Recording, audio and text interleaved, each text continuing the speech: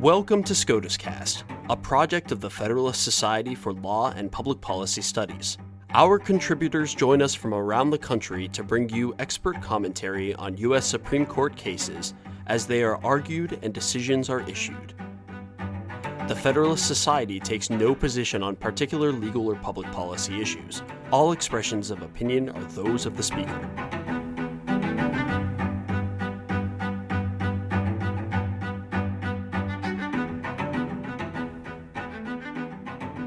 Thank you for tuning in for this post-decision episode of SCOTUScast. I'm your host, Nick Garfinkel. On June 23, 2021, the Supreme Court decided Lange v. California, a case which concerned whether the exigent circumstances exception to the Fourth Amendment's warrant requirement applies when police are pursuing a suspect whom they believe committed a misdemeanor. In a unanimous decision, the court held for Lange that the pursuit of a fleeing misdemeanor suspect does not categorically qualify as an exigent circumstance justifying a warrantless entry into a home. Justice Elena Kagan authored the majority opinion of the court. I am joined today by Clark Neily, Vice President for Criminal Justice at the Cato Institute, Larry James, Managing Partner at Crabbe, Brown & James, and Vikrant P. Reddy, Senior Research Fellow at the Koch Institute.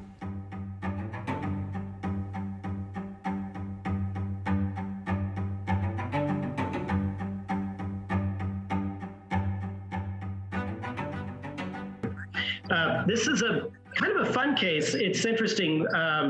It's one of these cases where I think the immediate decision really just affects Mr. Lange, but I think it's got all of these offshoots and long-term ramifications about broader policy and cultural matters in society that are just fascinating to talk about. And we'll dig into all of it. But what I want to do first is just talk about the facts and the background behind this case.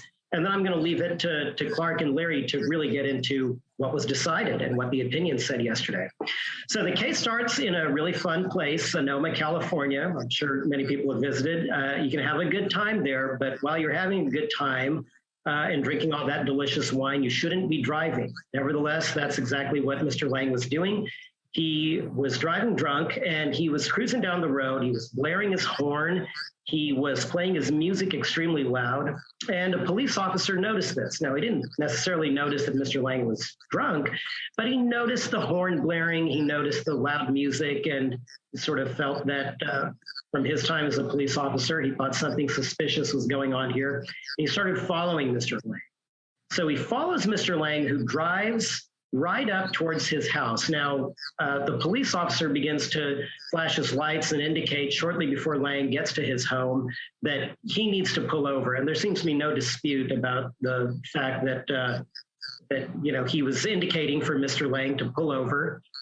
And yet Lange pulls into his garage, and the police officer wanders up to the garage, and it's got one of those sensors. So instead of allowing the garage door to close, waves his foot underneath, allows the garage door to pop back open, and he goes inside to have a conversation with Mr. Lange. And of course, the first thing he smells is the overwhelming smell of alcohol. In fact, Mr. Lange was 3 times above the legal limit. So he got busted for DUI and also for a minor noise infraction. But Mr. Lange went to court and challenged the evidence that was collected inside the garage because he said, that police officer entered my home without a warrant.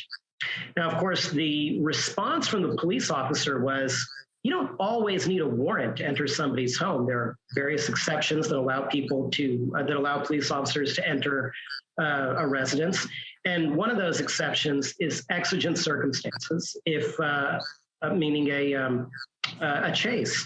If somebody is trying to evade arrest, if they're trying to get away from you, it's not a game of tag. They can't simply say, oh, I'm home now, you can't get me. It doesn't work that way. That's an exigent circumstance. Now, here's where things get really interesting. It's Lange's counter argument to that point. Lange says, yeah, exigent circumstances do exist. They are recognized in law, but not every single chase or evasion of arrest counts as an exigent circumstance. Some do, maybe even many do, but there are plenty of exceptions. For example, if the crime that the person is suspected of is merely a misdemeanor rather than a felony, do we really want to authorize police officers to enter people's homes without warrants simply because they're going after somebody for some minor misdemeanor? I mean, we have thousands upon thousands of criminal laws in this country for all kinds of minor things, using the wrong light bulb or toilet or what have you. The idea that you could have a police officer enter your home just because you're suspected of violating some kind of minor misdemeanor, it seems absolutely ludicrous. This is Lange's argument. Of course, the police officer counter argues that, look, evading arrest is evading arrest. The law, the state has an interest in ensuring that people don't run off from police officers whenever we're asking them to pull over.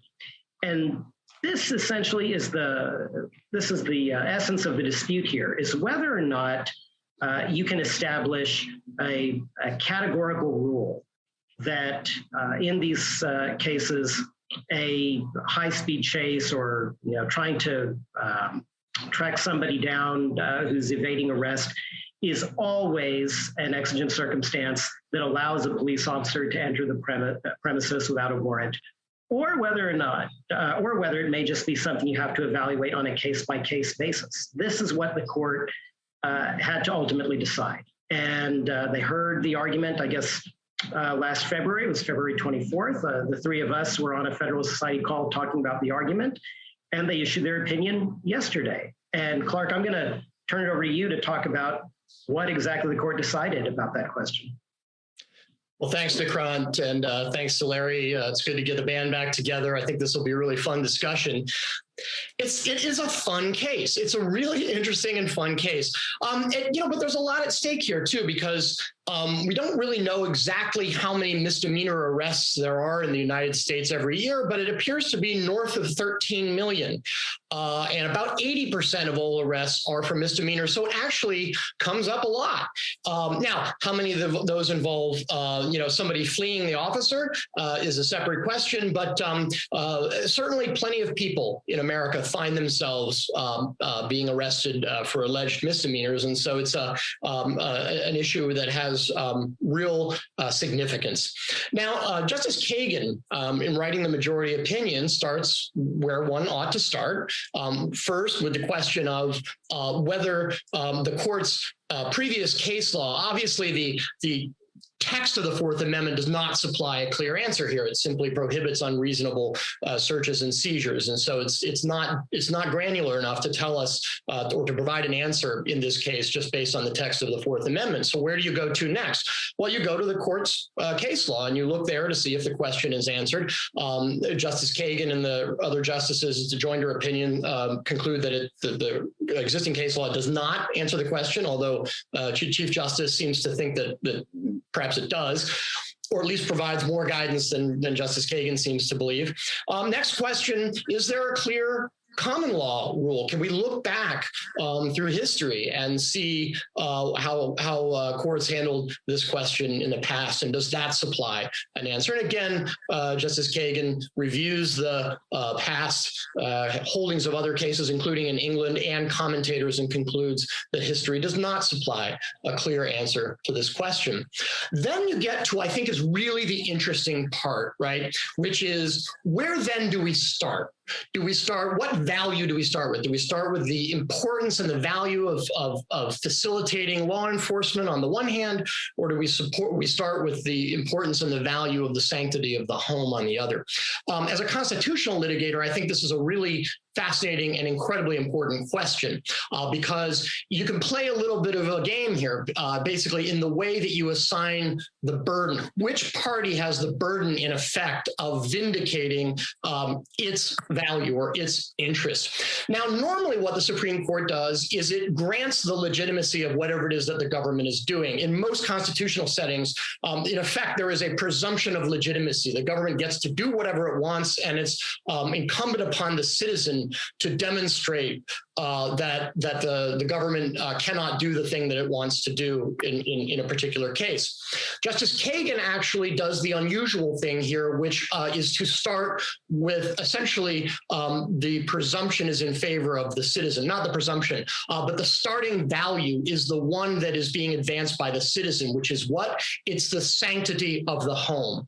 It's having a place where police cannot intrude without without either getting a warrant from a neutral magistrate or demonstrating the existence of truly exigent circumstances. But the default setting, and I strongly agree with this, with Justice Kagan, is the sanctity of the home, and it's incumbent on the government to demonstrate that some exception to the Fourth Amendment permits the officer to enter the home without a warrant. And in Justice Kagan's view and the view of the justices that joined her opinion, that showing was not, well, the case was remanded to the lower court to apply the new standard announced by the majority. But Justice Kagan finds that there is no reason to impose a categorical rule that flight or the attempt to flee from a pursuing officer is always or nearly always a sufficient exigency to permit a warrantless entry. And that's going to be the big disagreement between Justice Kagan on the one hand and the Chief Justice in his concurrence, as I'm sure Larry will tell us about in a moment. So essentially what Justice Kagan does is say, look, we start with the sanctity of the home and the requirement of the Fourth Amendment imposes, which is to either get a warrant or demonstrate the existence of truly exigent circumstances.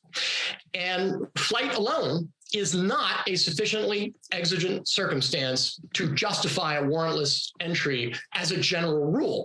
Instead, it is going to be or should be treated as one factor among others. There are any number of factors that can create exigency, and they can operate together. There can be the seriousness of the alleged offense, the risk to or potential risk to the public or to the officer who wants to gain entry to the dwelling, the possibility of destruction of evidence, the possibility that the fleeing person will be able to go inside the home and then disappear in some way.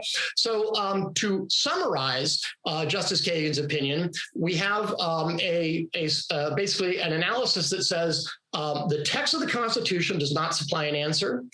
Our prior case law does not supply an answer, and looking back at the available common law historical sources doesn't supply an answer. What we do know is that the Fourth Amendment was designed to protect the sanctity of the home, so that's the value that we start with, and we require the government to demonstrate sufficiently compelling reason to enter the home without a warrant. And they may actually, the case, as I said, is to be remanded. It's remanded to lower courts to apply the new standard. So it is possible that the government and the police officer will be able to make the case that there was a sufficiently exigent situation to justify the entry into the Mr. Lange's garage. But that will be a case-specific inquiry that will be undertaken according to this framework that the court announced today, which is that when somebody flees a law enforcement officer who's trying to arrest them for a misdemeanor, the fact of the flight is simply one factor among others that may or may not create exigency. So the case is not over. We don't know exactly what the outcome is going to be, but we now know what framework will be applied by the lower courts to decide whether or not this particular arrest was valid under the Fourth Amendment. So good afternoon, everyone. My name is Larry James, General Counsel for the National FOP. It's a privilege and pleasure to be with the gang again, and thanks to the Federalist Society for convening this. First of all, there are over 800,000 law enforcement officers in the country with arrest powers, and they're making in excess of, as Clark said, over 13 million arrests a year. I think the only thing we can take from this case, and I think this is why the Chief Justice wrestled with this, is the court said there is no absolute rule that in a misdemeanor pursuit that you have the authority to go in and search a home or invade a home without a warrant. I think the Chief Justice really made that point of saying that, look, if you're pursuing someone, that in and of itself is grounds to go into the home without a warrant.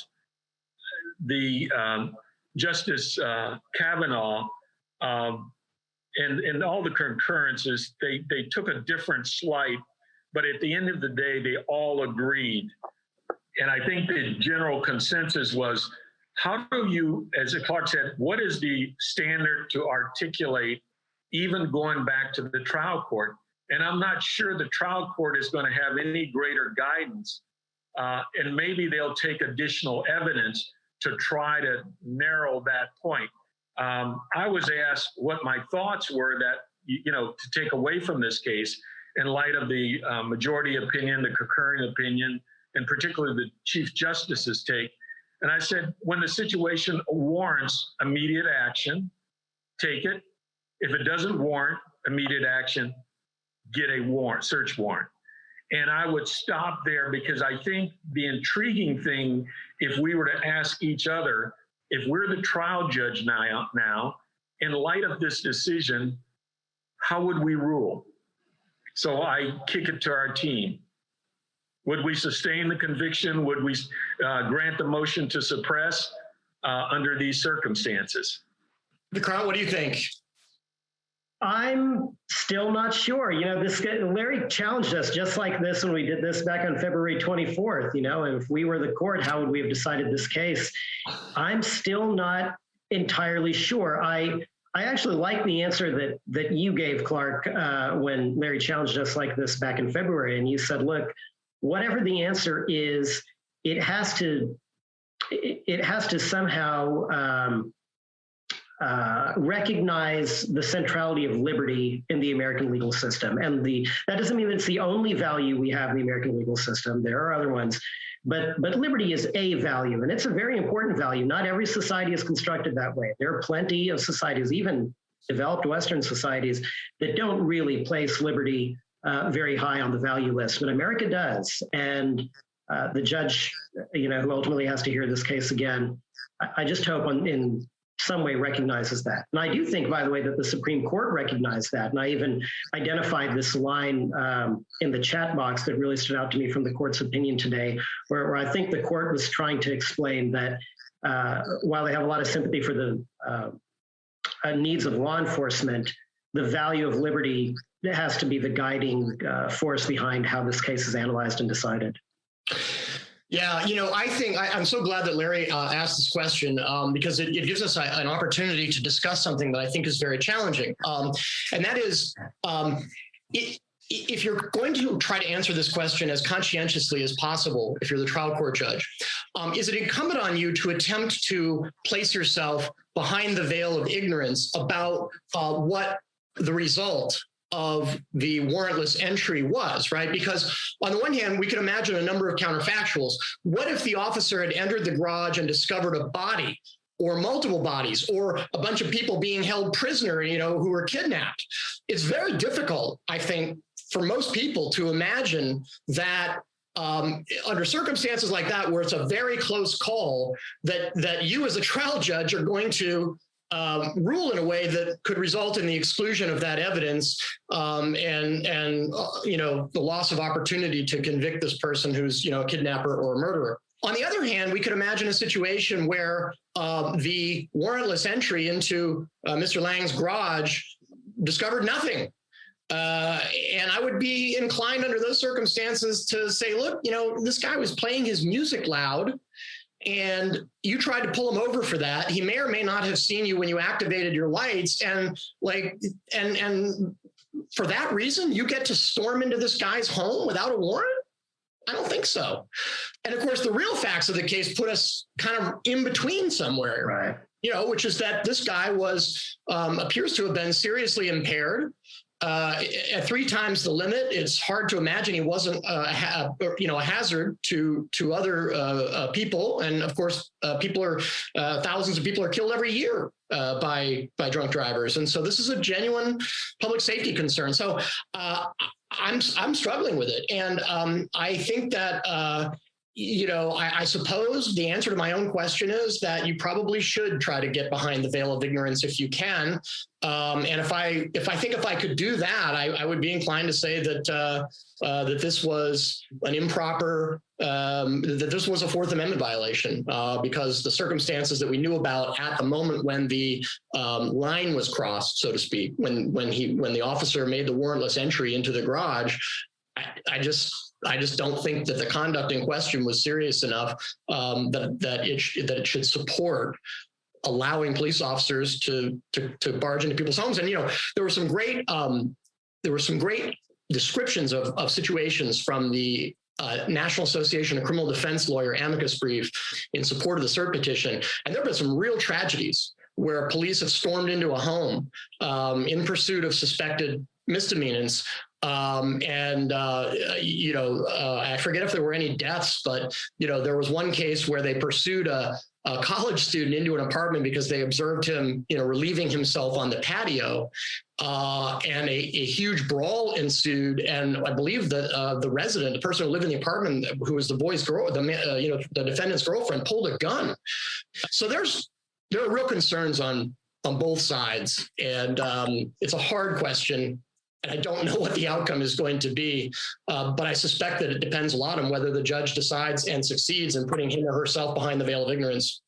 So things. Number one, the case doesn't change fleeing felons in the pursuit, and that's number one.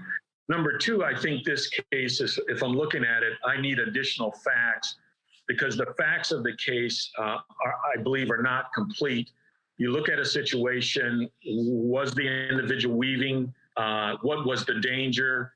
Let's expand on whether whether Lange actually saw the car, saw the lights, and ignored it, and was in fact fleeing and caused a risk in a safety situation.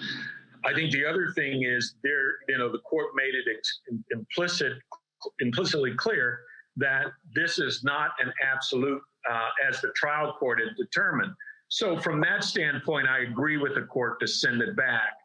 And I think for that reason, it has great weight that if there are those jurisdictions that want to say a fleeing misdemeanor, it's an absolute, you can follow him or her into the car. So I think that's a safeguard that the court imposes. And I think this idea of the minor misdemeanors versus the minor felonies, how do you distinguish those? But I think the court gave some clear direction of saying, go back, because lawyers are going to file their motion to suppress. They're going to hold the hearing. And I think you can probably establish a sufficient record that says under these circumstances, the police officer was not racially profiling or doing anything illegally or invading the privacy of the home. So I looked at it as a little bit more simplistic. As I said earlier, if it's an immediate situation that poses a danger, the officer assesses that risk on the basis of his or her training, his or her experience, and says, I need to take action. And I think that in this situation, there were a couple additional circumstances when the officer put his foot and the garage door goes up, he has a conversation, then Lange steps outside. And it's at that conversation that the arrest is made and things of that sort. And we really didn't have any discussion on that point. But I think what it goes back to is officers, use your judgment, use your experience, use your training. One of the examples, I shouldn't say one of the examples, but usually when I have these cases on these type of procedural grounds, I'll take a sample of officers and I'd say, what would you have done in this case? And I had 6 officers and they were split 50-50. Larry, one thing I want to note, I like your immediate need versus non-immediate need formulation better than I like the felony misdemeanor formulation, which I can't remember if Kagan writes about this in her majority opinion, but during oral argument, I definitely remember her bringing up the point that this felony misdemeanor thing that we're all harping on is not a very useful rubric. There are some very, very serious felonies, like, Bernie Madoff type things that are worth millions, even billions of dollars, but they would not justify a police officer entering a home. On the other hand, there are misdemeanors like domestic violence, which it's a mere misdemeanor, quote unquote, and yet it probably absolutely does justify a police officer entering a home in order to protect the life of the person behind the door. So the felony misdemeanor Fisher, it's just, I don't find it a very useful construct. The one you're putting together seems a little bit more sensible to me. Yeah, and I thought I was looking for the court to say something like that because if you use the immediacy of it, you can ask the question and you ask the officer, if you had not taken action, what was the potential risk and harm of going and getting a warrant? There was nothing about evidence. This was simply an erratic, at the worst day of driving. The individual was driving. And at that point, the risk and immediacy had been terminated. So I like that.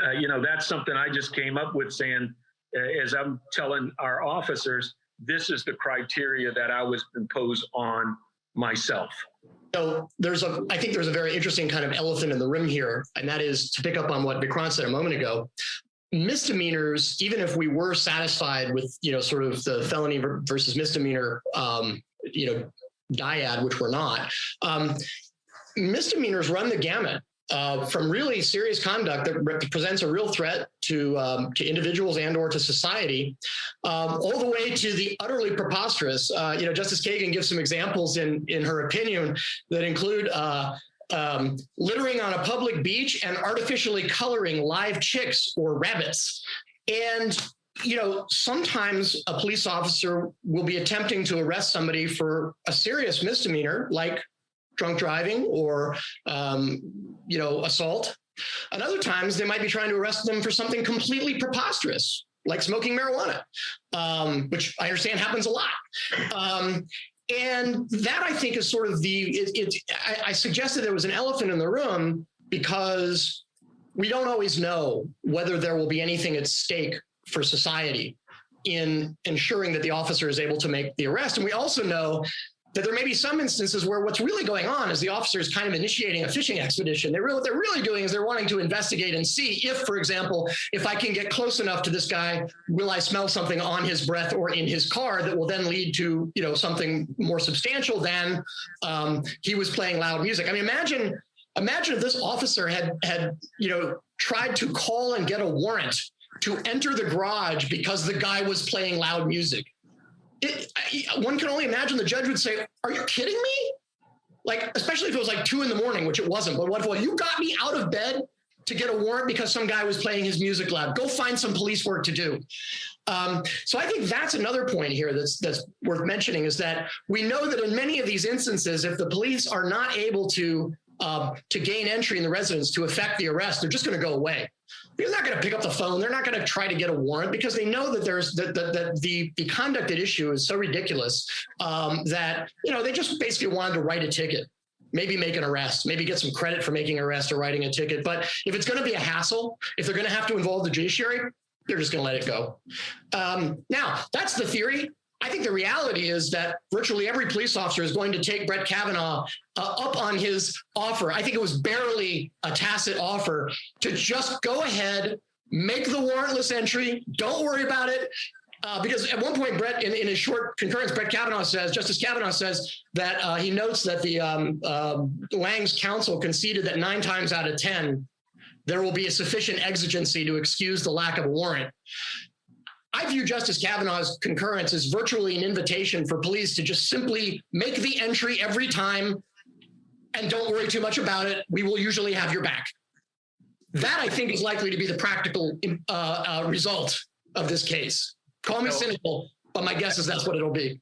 That is a jumping up and down disagreement because I think the majority of officers, and I think that's why I started out. I said we have 800,000 officers and over 13 million arrests a year, give or take a few. And I think, if you have those situations where an officer has run amok and there's a motion to suppress, trial judges more often than not are going to suppress that evidence. They're not going to let it in. That's number one. Number two, you may have these circumstances. In your example, the officer smells marijuana on someone, or he or she's running, in the beach area, and the individual they observe is intoxicated. An individual goes to get in their car, and they have a pretty good probable suspicion that the individual is incapable of driving and should intervene in those sort of things.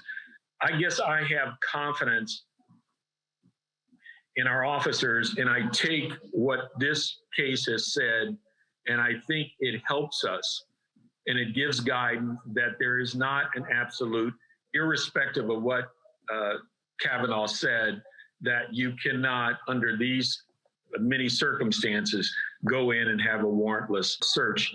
And so that's the takeaway from that. I think it'll be interesting as we go back to the trial court, and maybe we should do this when the trial court holds its evidentiary hearing or rehearing on these points. And I think as we put on our seminars around the country, before even this case came out, when it first came up, we have said probably most officers would not have done what this officer did, irrespective of whether it being legal or not.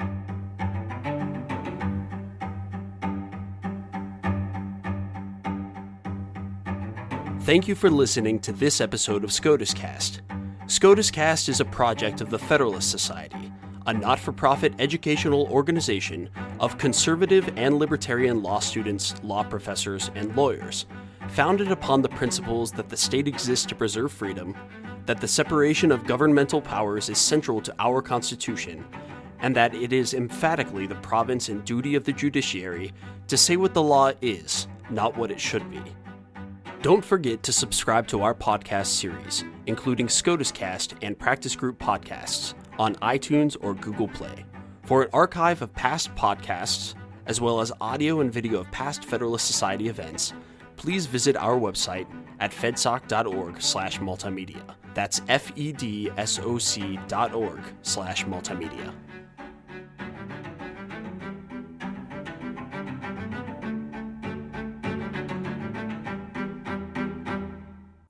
This has been a FedSoc audio production.